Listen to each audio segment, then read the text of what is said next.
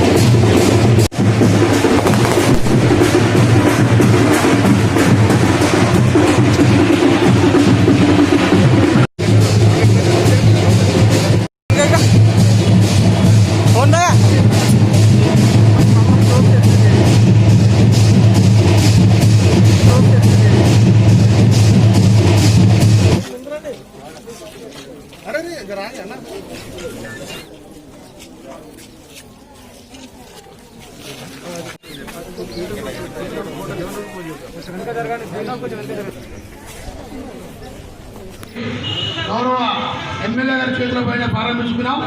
దానికి మనందరం సపోర్ట్ కొడుతూ వారికి మనస్ఫూర్తిగా ధన్యవాదాలు చేస్తాం. మరి ఈనాడు మన యొక్క 14వ ఫేజ్లో మరి ఆనాడు మరి కార్పొరేటర్ వచ్చి నుంచి మరి ఇంచుమించు సమయం పూర్తి అయింది కాబట్టి 7 నుంచి 8 కోట్ల రూపాయల పనులు ఓన్లీ మీ యొక్క కాలనీ చేయడం జరిగింది. ఈ యొక్క 14వ ఫేజ్లోనే పనిచేయడం జరిగింది. కేవలం మన యొక్క కాలనీ చాలా పెద్ద కాలనీ, మన యొక్క చాలా ఇంచుమించు అంటే దగ్గర పెద్ద లేఅవుట్ కూడా ఇది.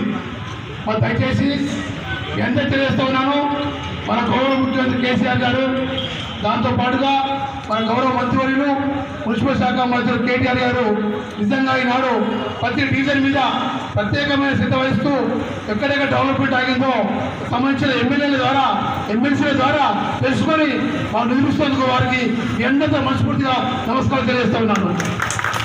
ముఖ్య కారణం మన ఎమ్మెల్యే ఎమ్మెల్సీ గారు పూర్తిగా సహకరిస్తూ ఉన్నారు. వారు ఖచ్చితంగా ఎప్పుడు నిలబడి ఉంటాం. మా ప్రాంతంలో సమస్యలు మ్యాక్సిమం 70% రీచ్ అయ్యాం. ఇంకా 30% బ్యాలెన్స్ ఉంది. దాంట్లో సంబంధించిన గౌరవపడుతూ ఉన్నది తెలియజేస్తూ ఉన్నాను. ఈనాడు మన యొక్క ప్రాంతంలో అభివృద్ధికి మనందరం కూడా మరి రాబోయే వచ్చిన ఈ 5 సంవత్సరాల పీరియడ్లో కూడా ఖచ్చితంగా పనిచేస్తూ ఉన్నాం. రాబోయే రోజుల్లో కూడా ఖచ్చితంగా పనిచేస్తాం. డెఫినెట్గా మరి ఎప్పుడన్నా టీఆర్ఎస్ పార్టీ డివిజన్ అధ్యక్షులు సభాధ్యక్షులు వచ్చినటువంటి పెద్దలు గౌరీష్ గారు, స్థానిక కార్పొరేట్ అయినటువంటి పారిజాత గౌరీశం గారు, మాజీ కౌన్సిలర్ సూర్యప్రభ గారు, మాజీ మున్సిపల్ కోఆప్షన్ సభ్యులు వేదిక పైనటువంటి సయ్యద్ రషీద్ గారు, కాలనీ అదేవిధంగా సీనియర్ టీఆర్ఎస్ పార్టీ నాయకులు మాధవరెడ్డి గారు, అదేవిధంగా కిషోర్ చారి గారు, సత్యనారాయణ రెడ్డి గారు, కాలనీ ప్రెసిడెంట్ అయినటువంటి పెద్దలు మురళి గారు, మరి భాస్కర్ రాజు గారు, ప్రధాన కార్యదర్శి భాస్కర్ రెడ్డి గారు, భాస్కర్ గౌడ్ గారు, ఉపాధ్యక్షులు శ్రీనివాస్ గారు, అదేవిధంగా పెద్దలు హనుమంతరావు గారు, సంజయ్ గారు, అందరు కూడా ఈ యువ నాయకుడు రాకేష్ గారు, అందరు కూడా మహిళా సోదరులందరికీ కూడా పేరు పేరున నా హృదయపూర్వక నమస్కారాలు. చాలా సంతోషంగా ఉంది. దీపావళి రాకముందుకే మరి ఇక్కడ దీపావళి జరుగుతున్నట్టు మరి పద్మనగర్ రాగానే కొత్త ఇప్పటివరకు కూడా దీపావళి రోజు ఏ రకంగానైతే పండుగ వాతావరణం ఉంటుందో ఈరోజు పద్మనగర్ కేసీలో ఆ పండుగ వాతావరణం కనపడుతూ ఉంది. మరి దీనన్నిటి కూడా కారణం, దీనికన్నీ కూడా మన సహకారం అంటే తప్పకుండా అందరం గుర్తు చేసుకోవాల్సినటువంటి వ్యక్తులు ఎవరంటే అది మొదట మన గౌరవ ముఖ్యమంత్రి కేసీఆర్ గారు, మన పురపాలక శాఖ మంత్రి కేటీఆర్ గారు. వారు ఎప్పుడు కూడా అభివృద్ధి విషయంలో, ప్రజలు బాగోగు విషయంలో ఎప్పుడు ముందడుగు వేసిన తప్ప వెనుకడేసిన సందర్భాలు ఎప్పుడు కూడా లేవు. మీ ప్రజలు ఎదుర్కొంటున్న సమస్యలని పరిష్కరించడానికి ఏం కావాలా మీకు, ఈ ప్రజలు సంతోషంగా ఉండాలంటే మీకు ఏం చేయాలి, మీకు ఎన్ని నిధులు కావాలా, ఏదంటే అది చేసి పెట్టడానికి నిజంగా కూడా చక్కటి ప్రభుత్వం, చక్కటి నాయకత్వం మనకు ఉందంటే అందరూ కూడా అదృష్టవంతులమే. కేసీఆర్ గారు, కేటీఆర్ గారు మనకు నాయకులు దొరకడమే మనందరూ అదృష్టం. ఇంత పెద్ద పద్మనగర్ కాలనీ మరి చాలా పాత కాలనీ 1968లో ఏర్పడినటువంటి ఒక లేఅవుట్ ఇది. మరి ఇన్ని రోజుల నుంచి కన్నీ విని ఎరిగిన రీతిలో ఇది ఒకటే కాలనీకి సుమారు 6 కోట్ల పైచీలకు ఖర్చు పెట్టామంటే ఏ రకంగా అభివృద్ధి జరుగుతుందో చూస్తుంది. నిన్నగాక ఉన్న సాయిబాబా నగర్లో మరి పక్కకే ఉన్నట్టు సాయిబాబా నగర్లో అక్కడ ఉన్న వాళ్ళందరూ కూడా మా డ్రైనేజ్ సమస్య ఉన్నది, ఇప్పుడు చాలా పూర్వం వేసినటువంటి డ్రైనేజ్ అంటే వారు కూడా 50 లక్షలతో మరి డ్రైనేజ్ పని చేస్తూ ఉన్నాం. ఇలా ఎన్నో కోట్ల రూపాయల పనులు ఈరోజు ఇది కాదు, ఇంకా కూడా చాలా జటిలమైన సమస్యలు ఉన్నటువంటి ప్రాంతం అంటే మన కుతుబ్లాపూర్ ప్రాంతం అంతా కూడా పేదలు ఉండే ప్రాంతం. మరి వాజ్పేయి నగర్ కానీ, దత్తాత్రేయ నగర్ కానీ, ఈరోజు సంజీవయ్య నగర్ కానీ, ఎన్టీఆర్ నగర్ కానీ, కొన్ని ప్రాంతాల్లో బాపు నగర్ కానీ, ఇవంతా కూడా పేదలు నివసించే ప్రాంతం. మరి అందరూ కూడా అప్పుడు గుడిసెలు వేసుకుని మరి వెలిసినటువంటి బస్తీలవి. ఇప్పటికి కూడా వారి యొక్క భూమి పైన సంపూర్ణమైన హక్కులు లేక బాధపడుతూ ఉంటే మన ప్రియతమ ముఖ్యమంత్రి వర్యులు, మన పురపాలక శాఖ మంత్రులు కేటీఆర్ గారు ఇద్దరు కూడా ఆలోచన చేసి ఏ రకంగా అయితే ప్రజలకు బాగుంటుంది, ఏ రకంగానైతే వారి భూమిపైన వారికి సంపూర్ణంగా హక్కు వస్తుందని చెప్పి ఆలోచన చేసిన తర్వాత మరి కొత్త చట్టం, రెవెన్యూ చట్టం తీసుకొచ్చి మీకు అందరూ తెలుసు ధరణి పోర్టల్లో మరి మీ పేర్లన్నీ కూడా దానిలో పొందుపరిచి మీ ట్యాక్స్ ఉంటే మీరు ఎవరైతే ఇంట్లో ఉన్నారో వారు వేసిన తర్వాత ఇంతకుముందు వచ్చినటువంటి అసైన్మెంట్ పట్టాలు కాకుండా ఆ భూమి పైన సంపూర్ణ హక్కులు వస్తూ మీకు ఒక మెరూన్ కలర్ పాస్బుక్ కూడా ఇవ్వబోతా ఉన్నారు. ఆ యొక్క బుక్, ఆ యొక్క డాక్యుమెంట్తోని మన జీవితమే మారబోతూ ఉంది. దాంతో లోన్లు వస్తాయి, దాంతో రిజిస్ట్రేషన్ చేసుకోవచ్చు. గతంలో మన పట్టా ఎవరికి నమ్మాలన్నా, మన పట్టా పెట్టి ఏదైనా బ్యాంక్లో తీసుకున్నామన్నా, ఏదైనా అప్పు చేద్దామన్నా అది ఇప్పుడు కూడా బ్యాంక్లో మరి తెలుసు మన బ్యాంక్లో పెట్టాల్సిన పరిస్థితి. ఇప్పుడు మనం పూర్వం పట్టా ఇస్తే మనం కొంటే ఇప్పుడు కూడా చాలామంది ట్యాక్స్ పాత అవి వస్తూ ఉన్నాయి. ఇప్పుడు ఆ సమస్య పరిష్కారం కాబోతూ ఉంది శాశ్వతంగా. ఈ ఆ ప్రాంతంలో ప్రజలందరికీ కూడా చక్కగా పర్మనెంట్గా డాక్యుమెంట్, ఏ రకంగానైతే రిజిస్ట్రేషన్ డాక్యుమెంట్ పద్మనగర్ ఉందో అదే రకంగా రిజిస్ట్రేషన్ డాక్యుమెంట్ ఆయా చెప్పిన బస్సులు అన్నింటి కూడా రాబోతున్న సంగతి కూడా సందర్భంగా మేము కాబట్టి కాబట్టి ఇంత చక్కటి ప్రభుత్వం. అంతేకాదు మీకు తెలుసు మన గతంలో కరెంటు సమస్యలు ఉంటే అధిగమించాం, జటిలంగా నీటి సమస్య ఉంటే అధిగమించబోతా ఉన్నాం. ఈరోజు శాంతి భద్రతలు, చక్కటి పోలీస్ వ్యవస్థ, చక్కటి లా అండ్ ఆర్డర్, ఈరోజు ప్రపంచవ్యాప్తంగా మన పిల్లలకి భవిష్యత్తు బాగుండాలంటే వాళ్ళకి ఉద్యోగ ఉపాధి అవకాశం కావాలి. చదివించినా సరే ఉద్యోగాలు లేక, ఉపాధి లేక చాలామంది రోడ్లపై నుండి తల్లిదండ్రులకు భారంగా అవుతా ఉన్నారు. అలాంటి సమస్య రాకుండా మన పురపాలక శాఖ మంత్రికి తెలుసు, ప్రపంచవ్యాప్తంగా కొన్ని వేల కోట్ల రూపాయలు పెట్టుబడులు తీసుకొచ్చి మన పిల్లలకి బంగారు భవిష్యత్తు తీసుకున్న సంగతి ఈ సందర్భంగా మరొకసారి అందరూ గుర్తు చేస్తాను. ఇవన్నీ కూడా మామూలు విషయం కాదు. తెలంగాణ రాష్ట్ర ప్రజలందరూ కూడా బాగుండాలా, ప్రతి ఇంట్లో కూడా సుఖ సంతోషాలు ఉండాలా, రాష్ట్రం సశ్రామాలంగా ఉండాలని చెప్పి అహర్నిశలు ఆరాధన చేసే వ్యక్తులు మనకు ముఖ్యమంత్రిగా, మనకు మంత్రిగా, మన నాయకత్వం వహిస్తున్నందుకు నిజంగా కూడా మనం చాలా గౌరవపడాల్సిన సందర్భం అని చెప్పి ఈ సందర్భంగా మనం చేస్తాం. కాబట్టి భవిష్యత్తులో మన పిల్లలకు ఎలాంటి సమస్య ఉండదు, చక్కటి ఉద్యోగ అవకాశాలు, చక్కటి ఉపాధి అవకాశాలు రోజు తిరుగుతూ ఉన్నాయి మన దగ్గర కూడా అని చెప్పి మనం చేస్తూ ఉన్నాం. కాబట్టి సోదరులారా, ఇక్కడే మన అభివృద్ధి విషయంలో మళ్ళీ ఒకసారి చెప్తా ఉన్నా, ఆయా కాలనీ చాలామంది శ్రీరామ్ నగర్ కాలనీ కానివ్వండి, అనేక కాలనీలు మన దగ్గర అంటే పద్మనాభ ఫేస్ 1 కానివ్వండి, అటు పక్కకు ఉన్నట్టయితే మరి చెరుకుపల్లి కాలనీ కానీ, మాణిక్య నగర్ కానీ, మధుసూదన్ రెడ్డి నగర్ కానీ చాలా బస్తీలు ఉన్నాయి. అన్ని బస్తీల వారికి కూడా నేను తెలియజేస్తా ఉన్నా, ఎన్ని నిధులైనా సరే తీసుకురావడానికి నేను సిద్ధంగా ఉన్నానని చెప్పేసి నేను గౌరవ ఎమ్మెల్సీ శివకురాజు గారు ఉత్తర్వులు ఉన్నాను కాబట్టి ఏదడిగినా మా కాలంలో కూడా నిధులు ఇస్తూ ఉన్నారు మన ప్రియత ముఖ్యమంత్రి గారు కేటీఆర్ గారు. కాబట్టి దానికి రుణపడి ఉండాలి మనందరం కూడా. వారి నాయకత్వంలో పనిచేస్తున్నాం, ఏ సమస్యలు పరిష్కరించుకుంటున్నాం కాబట్టి మనం ఇంకా కూడా ఆయా కాలంలో మిగిలిపోయిన పని ఉంటే తప్పకుండా మా దృష్టికి తీసుకొస్తే వాటిని పూర్తి చేస్తామని చెప్పి మనం చేసుకుంటూ, మరి నీటి సమస్య ఇంతకుముందే నాకు మహిళా సోదరులు వాళ్ళు చెప్పారు. అవును, అల్వాల్ రిజర్వాయర్కి వచ్చేటువంటి సప్లై కొంచెం ఇబ్బందికరంగా ఉన్నది. దాని గురించి ఇప్పటికే నేను వాటర్ వర్క్స్ ఎండీ గారితో మాట్లాడినా. మొన్న కూడా అల్వాల్ రిజర్వాయర్ని కూడా వచ్చి నేను పర్యటించి అక్కడ స్థితిగతులు, అక్కడ అన్నిటువంటి వివరాలు తీసుకోవడం జరిగింది. మీకందరికీ తప్పకుండా రాబోయే నెల 15 రోజుల్లో మరి శాశ్వతంగా పరిష్కరించడానికి ప్రయత్నం చేస్తా ఉన్నా. తప్పకుండా అది వచ్చిన తర్వాత రోజు నుంచి రోజు ఖచ్చితంగా అల్వాల్ రిజర్వాయర్కి అందరూ కూడా నీళ్ళు ఇవ్వబోతున్నామని చెప్పి కూడా సందర్భంగా ఎవరికి కూడా ఎలాంటి సమస్య లేదు. కాబట్టి నీళ్ళు వచ్చినాయి, చిన్నగా సాంకేతిక లోపం ఉంది కాబట్టి ఇక్కడ కొంచెం వీలకపోతున్నామని చెప్పి చెప్పారు. దాన్ని కూడా సరిదిద్దే ప్రయత్నం జరుగుతూ ఉందని చెప్పేసి కూడా ఈ సందర్భంగా జరుగుతూ ఉంది.